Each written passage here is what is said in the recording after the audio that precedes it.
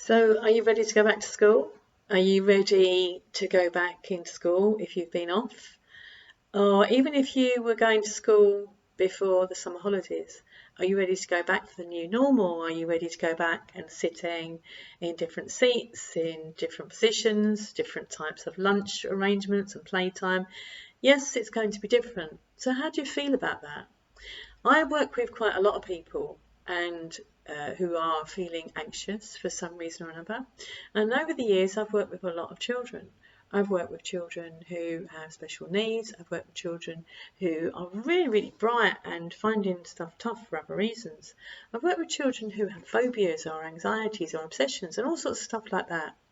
I'm a therapist, basically. I'm a hypnotherapist, a psychosensory therapist, and I work as a coach. I do lots of coaching with adults, but I also do coaching with kids.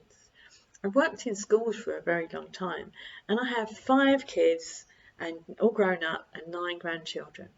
So I'm used to kids. I'm used to basically anything they can throw at me. So when you go back, what do you do if you start to feel a little bit anxious about it?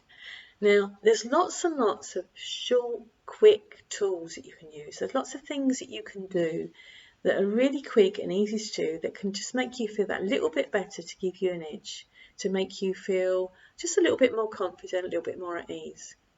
One of the things that you can do is use something called psychosensory techniques, things like thought-filled therapy or emotional freedom technique and things like that. These are all things that are based on what we call psychosensory techniques. Psycho meaning things to do with your psychology, and sensory meaning actual touch and smell and taste and words and everything sort of physical about your body, all your senses. The simplest thing you can do to make yourself feel better is just tap the back of your hand. Now, I know that sounds odd, but actually it really works. Try it. Try thinking about something. As you think now about something, when you think about it, you feel a little bit negative, a little bit off, a little bit unsure. And then just tap your hand there. Just do it for a little while and try and feel that anxiety again.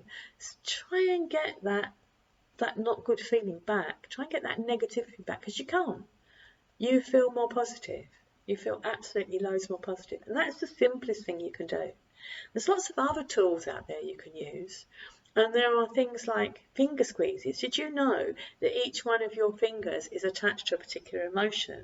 And you can help the way you think just by concentrating on those fingers and massaging them or squeezing them.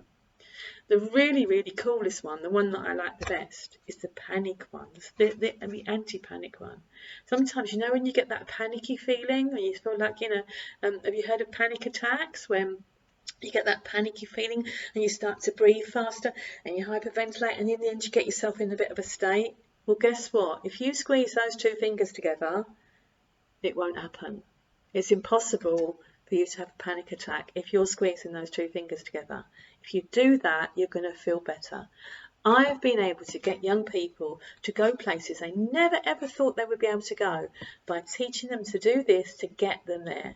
I've even taught people to do this over the phone to get them to be able to come and see me because they thought they couldn't leave their home. There's all sorts of techniques and things like that you can do, things to help you.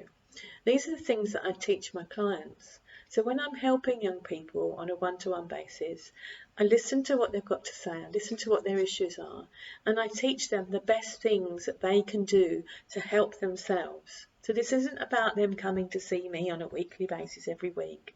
It doesn't work like that. This is about me teaching you what you can do to help yourself and to help your parents as well. It works both ways.